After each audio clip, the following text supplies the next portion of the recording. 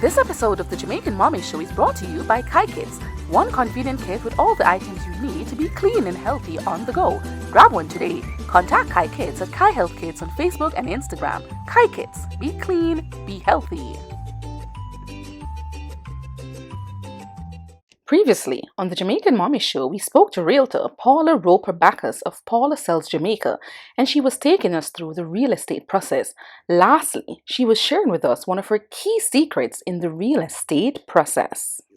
And the secret of it, without giving it all away, there's other secrets that you'll learn. But the main secret of mine is to have my buyers educated about the process and know what to do and when to do it. I try to explain to them the process of real estate. I don't try to do anything underhanded. Anything that I do, you can tell I will be proud to post it because it's legit. You understand? It's legit. Like if you lose out to one of my buyers, you might not be happy with me, but what I didn't do anything underhanded. I just moved faster than you did, right? So as another agent. So what I do, I educate my buyers. They know the process. They know what to do. If they don't get a house, normally is not me they can blame. They have to blame themselves. Like if I say to you, Shanoy, if you want this house, you have to go full price. And you say, no, Paula, I know what I'm doing. I'm gonna offer him $2 million less. And Yes. then you don't get the house. Don't look at me.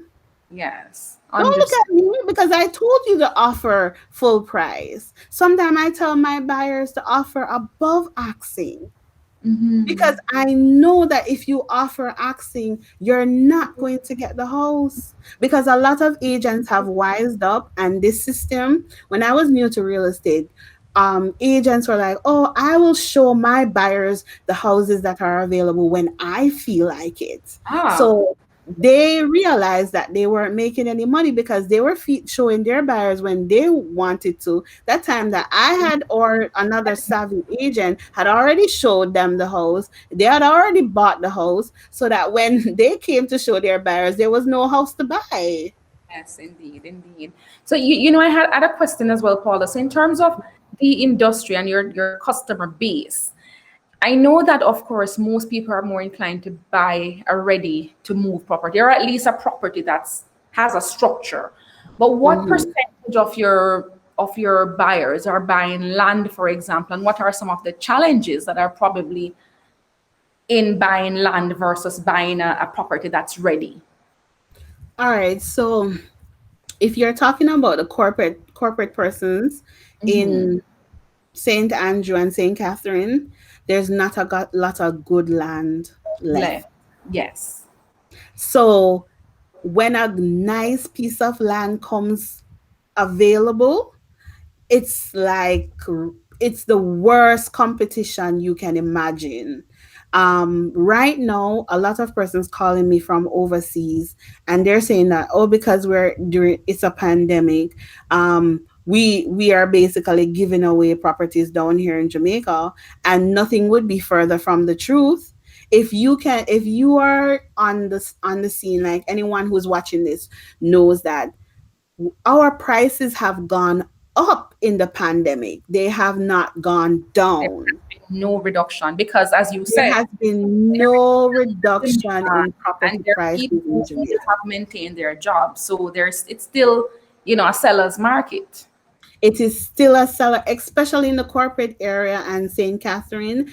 And I will go a step further. I will say once the property is priced within a certain price range that the average, quote unquote, average Jamaican can afford, I would say it is a seller's market. If you What's go into the that average looking like? all right, for the corporate area, the average house sale price is in 20s. I would say 20 million for the corporate area in a decent area where people can feel safe. I'm saying 20 million. That is my opinion. Other agents might disagree or someone else might disagree. But if I was to, 20 million is my bottom. Yes. So, Paula, as I always say to people as well, that even if you're not looking right away, you want an idea of what's in the market. I love to browse around on real estate sites. It's actually a favorite hobby to do. I want to see what is out there. I want to see what the price points are. So even if you're not looking right away, I'm just talking a bit from the other end of the spectrum, that when you go to your realtor, Mm-hmm. don't be in a position where you're like, oh, I want to live uptown, but my budget is 10 million.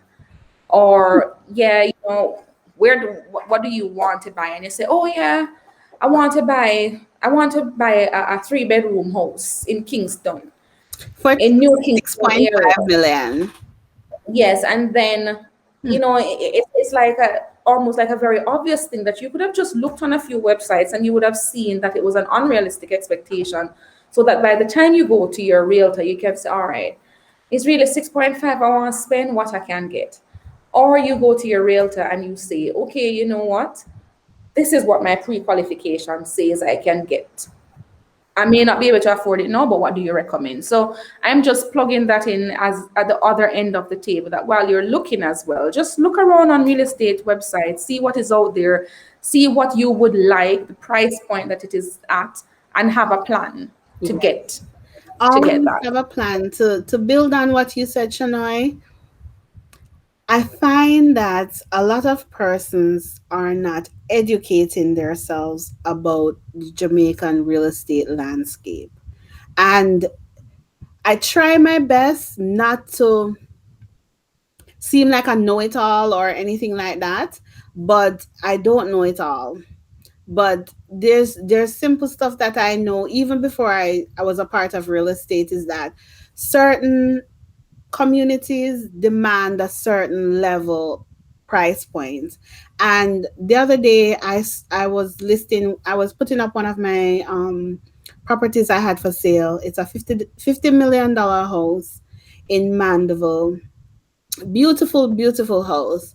And this gentleman called me from overseas and he was asking me who can afford that house. And I was saying, if you have to ask who can afford the house, obviously it's not you I was targeting. And I'm not doing it to sound bad or anything, but Yeah, it's not like you're being faced about it. Because I must admit as well, Paula, that sometimes I see properties appear on the market and I say, Lord of mercy, this is getting out of hand. But you and look, then and within them a month, sold, all of right? them are sold out. They're So sold. They're sold. And it Shanoy, just to Mhm. add to this point, the first time I heard that Porsche was opening a dealership in Jamaica, I said, who is going to buy those 20 plus 20 to $50 million cars? And then I drove past and they said that, and I saw a sign sold out. So I said, maybe it wasn't me who was going to buy one, Yeah, but not you weren't the somebody. target. People are out here who are going to buy. So not because you are not in the position to buy a $50 million house today doesn't mean you can't be in the position to buy one tomorrow. I'm just saying that if you see these properties selling online and you can't afford it, you don't need to call a real estate agent and berate them about the property that you can't afford. Yes, and so I just wanted to take it back to the question that I was asking in terms of, what percentage of your buyers probably say, boy, is my little 13 million may have, which is a little bit more than nothing. Obviously can't afford a house in the corporate area. And many people may say, okay, I may not want to go to St. Catherine as well. Some people may not want to go too far afield only because of their commitments in Kingston and the Mm. commute time. And they come to you as a realtor and say, boy, Paula, I have less than what I'm seeing houses for in the market. But I think I want to try it with land. What would be some advice that you give them? What are some of the pros and cons, and what is the likelihood that buying land will be working out for them in the way that they foresaw? All right. So if you don't want to go to St. Catherine and you can't afford houses in the corporate area in communities that you would feel comfortable in, I would suggest buying land, yes. But right now, to get land that is in the NHT bracket, which is $5 million for a couple, or $2.5 million per person, I can tell you, Shanoy, I I would be stumped if you came to me with $2.5 million to buy land. I wouldn't know where to send you. I would not have a clue because I have not seen a piece of land in the corporate area for $2.5 million. Maybe never, ever seen that. I've definitely never sold a $2.5 million in the corporate area. So, as it pertains to land, I can just give you some ideas. Cooper's Hill, you're looking at really around the back of Cooper's Hill. Like some people call it the back of God for 5 million. And you're Okay. looking Golden Springs, when you're going back towards St. Mary's side from Stony Hill going back to Golden Springs and stuff, you would be looking at in the $5 million range. So for land alone. So in the corporate area, finding a piece of land would be like even harder than finding a needle in a haystack. I, I need a haystack. Find a But nice, you know, good, because our flat Jamaican land on the flat without going up to Red Hills or Stony Hill, or let's not even call Jacks Hill or and having Beverly to Hills name consider in paying this a walk. conversation. Yeah. But you know, Paula, what I wanted to add, because our Jamaican Mommies network is far and Hmm. wide beyond the corporate area, and I know Paula sells Yes, Jamaica ma'am. all over. You know, what are the prospects like in terms of further afield? So we move out of the corporate area, Okay. and we have people who are in other parishes, and you know, does it get better for them? You know, is it a All better right. price point So from what we're done? one of my niche areas is Mandeville, the Yes, Manchester area. A nice piece of land where you would feel comfortable in the community starts at around 6 million. yes, I had some beautiful gated community lots, which I sold out last year in Spur Tree Heights. Those were quarter acre for 5 million, but they also had 1/3 acres, and this was gated. So I would say we sold 29 lots in there, and 26 of them sold to persons overseas, and about three or four sold locally. Um, yeah, so Mandeville, you're looking for a nice piece of land. We're looking 6 million and above. Saint Elizabeth, we're looking at for a nice piece of land around 4 million. I would say would be the bottom of that, and then up from 4 million. Westmoreland, Hanover, I would say the four kind of levels off as the bottom. St. James, if you're looking in St. James for a nice piece of land, you're looking I would say six would be like very cutting it very close. I would say 7, 8 million and up for a nice area in St. James, just for the land. Once you get on the north coast, moving up, it gets pretty expensive. So Trelawney, St. Anne, St. Mary, those nice pieces of land, you're looking at 9 million and up for those pieces. Once you get back to Portland, St. Thomas side, you can find more reasonable lands. I would say you could get something in a gated community in Portland near Long Bay right now. 6 million in a gated community in Portland. We have some lots up that side on Long Bay side. Um, as it comes to St. Thomas, I actually sold a nice piece of land in St. Thomas recently last year. Just about to ask about St. Yeah, Thomas. I Yeah, go sold a ahead. nice piece for 3.5. And that's a nice piece of land overlook overlooking the sea and stuff. Very nice. So St. Thomas right now, I would say it is the dark horse, meaning that the road is coming up. Um they're looking to do a lot of expansion. So if you can find some nice pieces of land in St. Thomas, we have this thing called land banking. I don't know if your community knows anything about land banking, but that is when you go into communities that you are going to areas of countries like St. Thomas would be my area right now. I would go into, and you look for affordable pieces of land to buy because you know that the infrastructure is going in, you know that the roads are going in, development is going to come to that area hopefully soon. So you could maybe buy a piece of land for, I would say 3.5 would be the low end and up from there. And then in the future, once the development is done and your property value increases, you can sell it back. You can just buy the land as an investment with the hopes of making a profit on it in the future. Hold it for 5 to 10 years and then sell it back. Hello? Okay, so sounds good though, Paula, because at one point Mhm. it started to sound a little dismal, like, Lord, if I don't have 30 million, I can't get nothing. But I'm glad, that we went far and wide across the island so Oh, that for I was gonna tell context, you two people other can see. parishes. Oh, sorry. So we know the corporate area is pricey. So when we came back from St. Thomas, 3.5 up, corporate area. St. Catherine, I'm thinking 4 million. It's even very difficult to find something for 4 million in St. Catherine.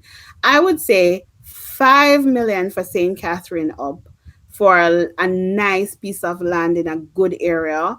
And then Clarendon, I would say 3.54 million dollars supposed to can get you something decent. But you would go up to like five and up in to get a really, really nice part of Clarendon. Paula, a personal vision I've always seen, and it may be very idealistic because I'm always saying if people were to get in a position where they decided to pool together and purchase property, for example, it may be really beneficial for them. Because if you think about it, that if you see, it may be a far stretch, but say you see a 1 acre plot for Mm-hmm. 15 million, just for example's sake. And it may be very expensive for one person to purchase that.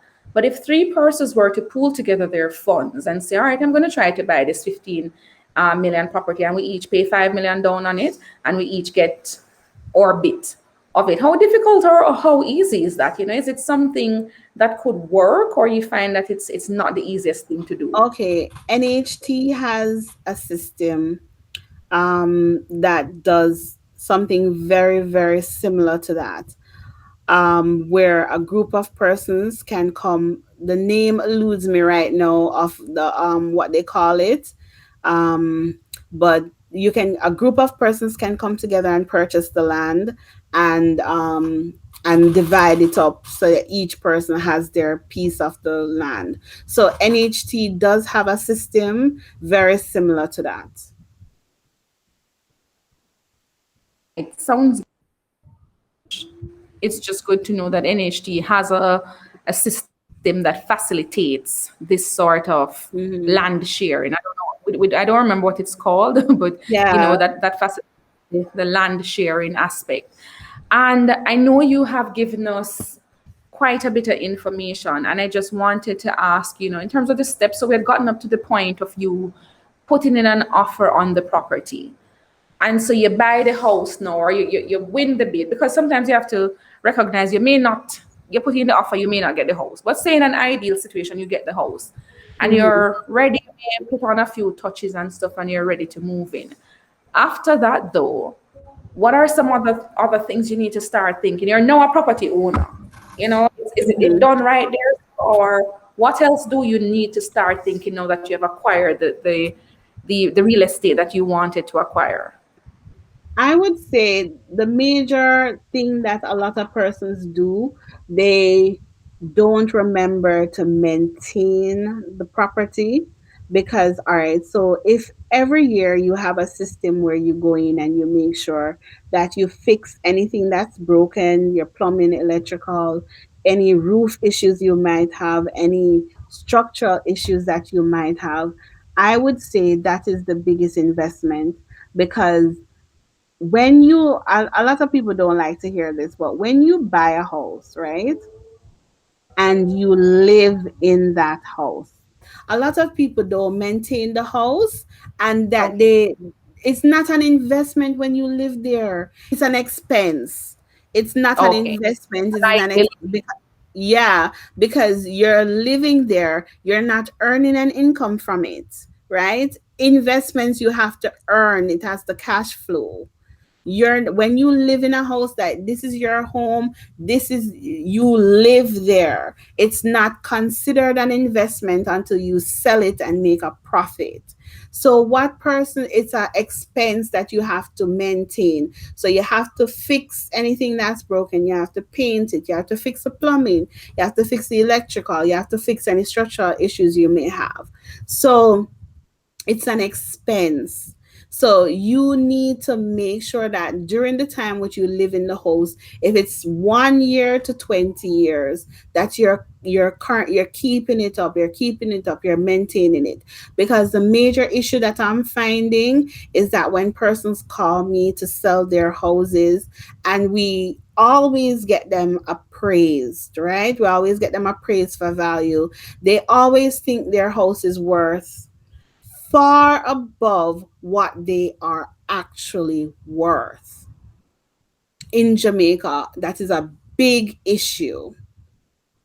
Yeah, so they always think that this house is worth, let's say that you bought the house for $5 million 10 years ago. Some people think the house is worth $30 million today, and it's not worth that. And especially if you did not maintain the house, like if your house is very, very poorly maintained, you're going to lose out on what you can gain when you sell it. And if your neighbor who always is cleaning their house, always making sure the lawn is kept, always making sure that the house is painted, any roof issues are fixed, any plumbing issues are fixed and everything, and they sell their house for 30 million, does not mean that yours is worth 30 million, That's true. especially if it was poorly maintained. And I like that point because often what you will see, there will be two people in the same neighborhood and they just look at it and say, well, my neighbor sent my house for this. And they just want to say, well, this is what I'm advertising for. And it may be Mhm. simple. On the outside, they may even look the same.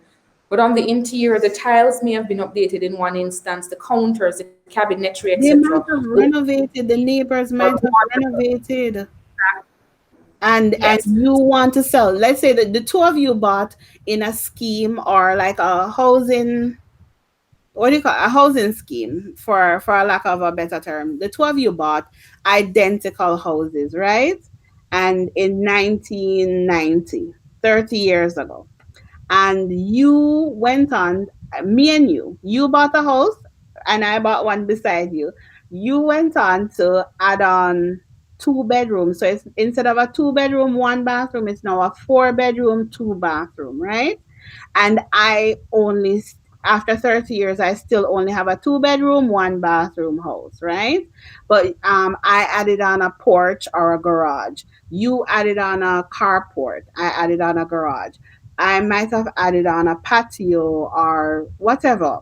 I made some additions, but you made additions far in advance than what I made, right? And just before you sold your house, you went through and you said 1990 tiles and stuff. You don't want that in your house anymore. And you upgraded to porcelain tiles and hardwood cabinets and granite countertops and all of the like. And my house is still 2 bedroom, 1 bathroom, 1990 edition, right? And yours now is the 2020 edition, 4 bedroom, 2 bathroom. Who do you think is going to get more for their house? It's the same community, side and side. You have maintained yours. I have not maintained mine. You are going to get far more money when time comes to sell than I will. All right, that sounds awesome, Paul. And I that sounds awesome. And because I'm a HGTV addict, so I will watch all of the Property Brothers shows, etc. I'm always looking at how they improve property value, curb appeal, etc. So I'm really sold on that point. And I don't know if there's anything at all that you missed in the process that you want to bring up to people's attention. I've been putting all of these points, or our team has been putting them on screen, and the last point we made, of course, was that once you've acquired the property, make sure that you maintain the property. And I'm sure you would encourage people to insure the property as well. Exactly. And if you buy with a mortgage, insurance is a part of, is wrapped into the mortgage. However, if you buy cash, I would definitely tell you to insure it. It might be a lot of expense on the front end, but God forbid anything happens to the property, you have something to get back from the property where you can start over instead of having nothing to get back. Okay, sounds good. So really, really solid tips there though, Paula. Is there anything else that you would want to say to us? We went through the different steps that people can go through. You gave us many of the transaction fees, and it was very nicely broken down, and which we have put on the screen as well. 15% is your minimum starting point. You have given us tips in terms of putting in the offer on the property. You have given us tips in terms of once you have gotten the property, what you're supposed to do next. And you even went as far as in giving us some information on the websites. And when you go on the websites, what is it that you're looking for? But is there just, as we're wrapping up, anything else you'd want to say to people? They're looking, they feel a little frustrated. They feel like everybody else buying and they're not buying. And, sometimes it feels a little hopeless. Any sort of advice you want to say to people who are there? They want to acquire a property, but they're also on the skeptical end. All right. So for the persons who have been looking for many years, like my friend Dion, don't get discouraged. Just keep on persevering. What happened with Dion is that because she couldn't find anything to purchase when she had originally started, she had the time where she continued to save, and she continually got promotions in her job. So over the 4 years, she was earning more and earning more and earning more. So once you earn more, you're able to qualify for a bigger loan amount. And she did that very well. She's like an ideal example of one of my clients who I would say is top notch. Is that she, as she earned more, she saved more, and it put her into a better position in order to purchase a nicer home than she could have originally purchased when she just started. So not to reveal too much, but she sold her house in Portmore for $4 million, right? It was a quad, and she did not do any extensions on it, and she sold it for $4 million. And when she completed and purchased through me that house, she bought it for $16 million. So she total over that 4 years where she sold her house, and then 4 years later she bought in Portmore. She sold her house in Portmore, bought a house in St. Andrew, in a very nice area. I would live in that area. And she was able to move from a $4 million quad into a $16 million. I want to say it's 4 bedrooms or 3 bedrooms, 2 bathrooms.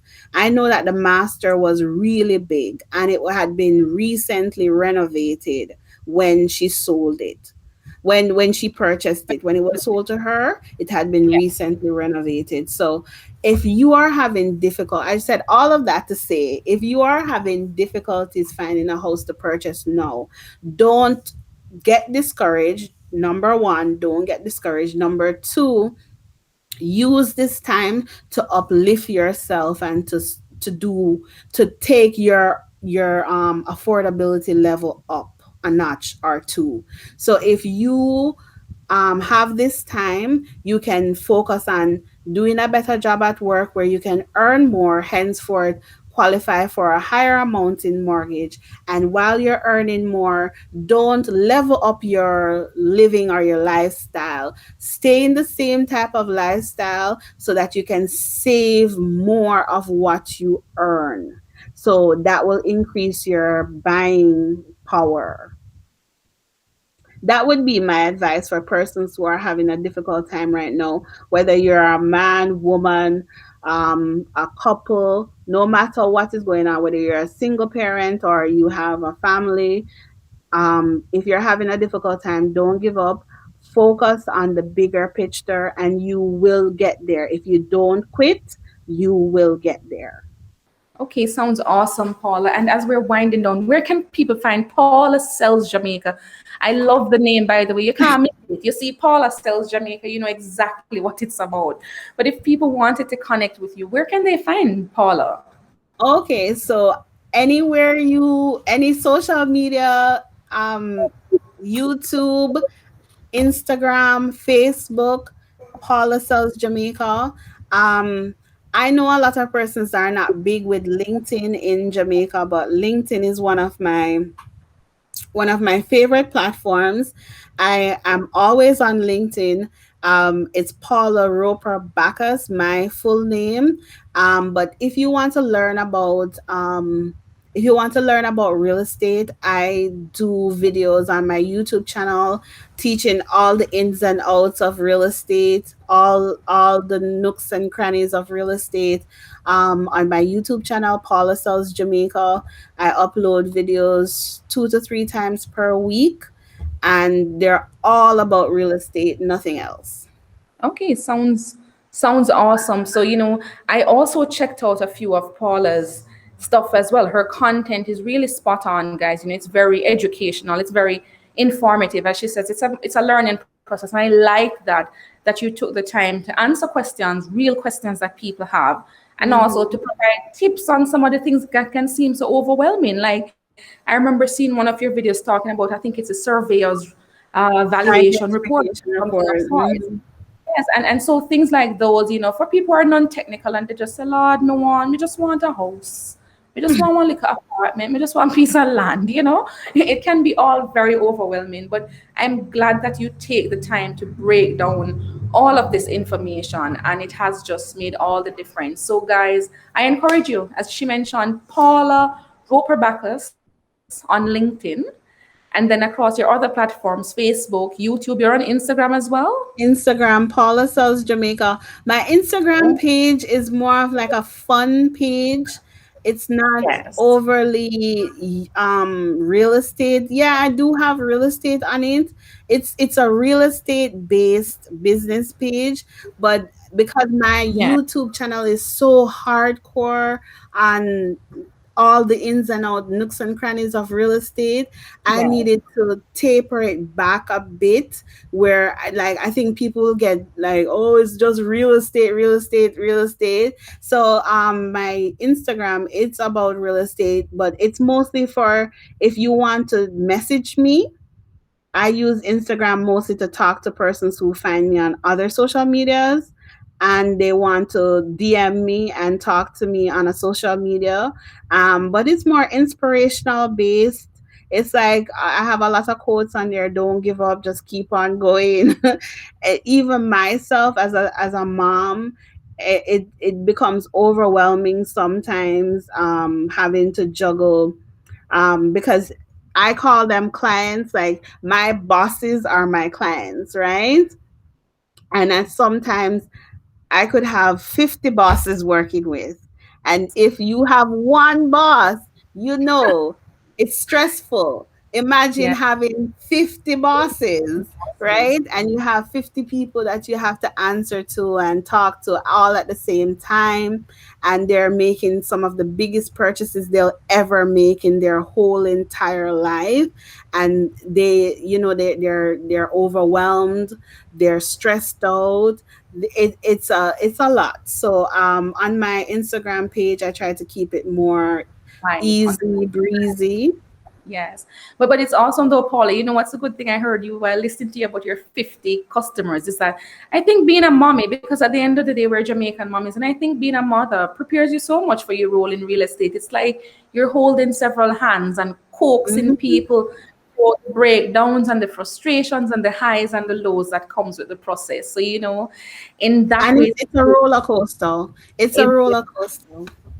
and so one last thing before we go, how does it all balance out as a mommy? I can't imagine, having to tend to client needs, and sometimes you have to be going with them to show them property.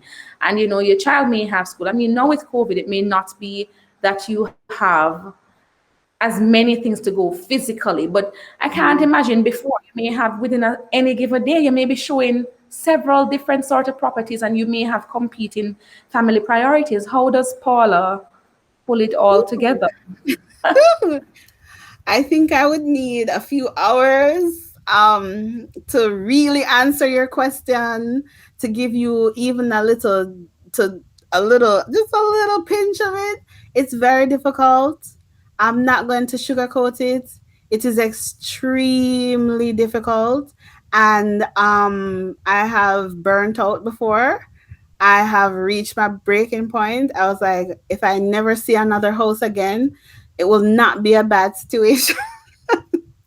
It is, I think, being a real estate broker, owner of a company, mom, wife, sister, um, daughter, and like sometimes I don't want to talk to anybody. I don't want my phone to ring. The sound of the phone ringing actually makes me want to lose my Man, mind.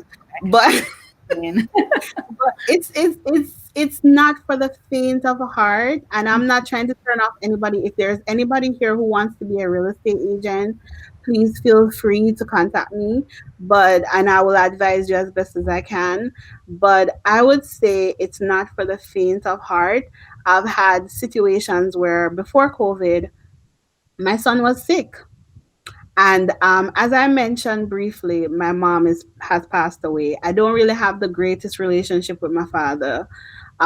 There's only myself and my brother, right? He's 30, as you can imagine, a 30-year-old. He's busy doing his own things. He doesn't have any kids yet, but he's busy out there doing his own things. So I can't expect for like I have an emergency. A lot of times I don't have family assistance. Only assistance I have is paid assistance, right? So there's myself and my husband. So it's a juggling act. It's it's a real juggling act. And when if you're juggling like 10 balls and one drops, the whole thing falls apart. So it some days you have to take very, very, very, and did I say very deep breaths?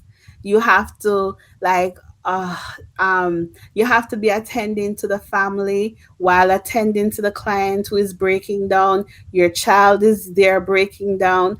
You yourself want to break down. It's you have like I've cooked dinner at 8, 9 o'clock. I have eaten dinner at 11 o'clock. I Wow. have I have like I had situations where I had to pick up my son from school and he goes to work with me. I had situations where he might be sick and he has to go to work with me because Mhm. there's no other option. You understand, carrying a sick child to work, Yes. that in itself, having a sick child at home is one thing, but carrying a sick child to work is another thing. I've had situations where my son is asthmatic, so I had a situation where I had to take him to the doctor, and while he was being nebulized, I was on the phone trying to close a deal. So you can imagine your son is being nebulized and you are trying to close a real estate deal with somebody making the biggest purchase of their life. Or Or I've had situations where juggling competing priorities. I said, that's such a case of really juggling competing priorities. I can do you even one better. I've been sitting down in the hospital up at UE with my son, and and closing deals. I had a situation where my son was in the hospital for a few days, and I was sleeping on a chair, and I closed 3 days. He was there for 10 days. I closed 3 sales while sleeping on a chair at UE at night and going to work in the days. So it's mind blowing. Like sometimes I look back, Shanoy, and I was like, how the hell did I go through that? And like people will ask me, how did you do it? And I was like, I have no idea. I haven't a clue. Like sometimes when I look back, no clue. No clue. I So, you can't know, share. Paula, thank you so much for being so transparent because, you know, all the time we seem to get the impression that there's this one version of parenthood that we're not matching up to, and everybody else seems to be achieving and doing and all of that. So it's very refreshing and very honest, you know, to hear that it doesn't really get easy. What we try to do it as best as we can, right? So thank you so much for that as well. So again, ladies, and if there are any gentlemen, because we do have a few dads who pop in ever so often in the Jamaican Mommies network, and even some of them telling the baby mother, the wife, the girlfriend, etc., say, come and join the Jamaican Mommies network. You know, I hope you truly enjoy this conversation with Paula. As she mentioned before, you can connect with her. Paula Sells Jamaica on Facebook, Instagram, YouTube, especially on YouTube, where she shares many different tips and lots of information around the real estate industry locally. I know there are Jamaican mommies in the diaspora as well who had reached out with some questions about purchasing property in Jamaica. But I think in terms of the steps Paula gave, it applies to you whether or not you're based locally or overseas. So that should be important information for you as well. You can also connect with Paula on LinkedIn at Paula Roper-Bacchas. And so, Paula, thank you so much for very insightful and detailed conversation on the real estate industry in Jamaica and indeed real estate and you. And I loved, of course, that you incorporated lots of information for our moms, you know, letting people know that whether you're a single mom, whether you're a mom in a relationship, you know, home ownership should not be out of your reach. And you have given us sufficient information to convince us that we can strive towards it. You know, it's something that is doable. And when you need a hand holding, Paula Sells is right there for you. So thank you so much, everyone, for tuning in. Thank you so much again, Paula, for joining us on the Jamaican Mommies Show. And ladies and gentlemen, if there are any further questions you have, you can comment below this broadcast when it goes live. Comment across any Jamaican Mommies platform, whether that be Facebook, whether that be Instagram, whether that be Twitter. You know, and Paula has already committed that she's fully open to doing a live again to answer those questions directly. So I encourage you to take And next time advantage. I'll be wearing my Jamaican mommy shirt. I have a Jamaican mommy shirt too. Ah, that's awesome. And so, you know, it's just very good. And what we're trying to do with the Jamaican Mommy Show is to present information to moms that will help to enrich their lives in many different ways. So thank you so much again, Paula, and do have a great one. On this week's episode of the Jamaican Mommy Show, we're highlighting the book Little Lion by author Kelly Magnus and illustrations by Michael Robinson. So, Little Lion is about a little Rastafarian boy who is very different from his classmates, and he keeps saying to his father how different he is and how he has nothing to contribute. And at the school show and tell, Little Lion is very nervous. His father reminds him that Little Lion, no matter how different you look, you should show them that you are a star. So eventually, Little Lion takes his father's advice and shares with his classmates that even though he's very different, he is in fact a star. So you can go on out and support all the Kelly Magnus at Jack_Mandora. Before we go, our proverb of the day by Grandma Jul. Rolling Stone, gather no mass. A rolling stone gathers no moss. What this means is that people who are always moving from place to place will tend to not have any roots or will not acquire any cares or responsibilities. Thank you for tuning in to the Jamaican Mommies Show. I'm your host, Shanoy. Please remember to subscribe here to Jamaican Mommies on YouTube and turn your notifications on so you do not miss an episode. Also, connect with Jamaican Mommies on Facebook and Jamaican Mommies on Instagram. We're also available at www.JamaicanMommies.com. Thank you so much as well to our sponsor for this episode at Kai Health Kits. So see you next time and tune in for yet another episode of the Jamaican Mommies Show.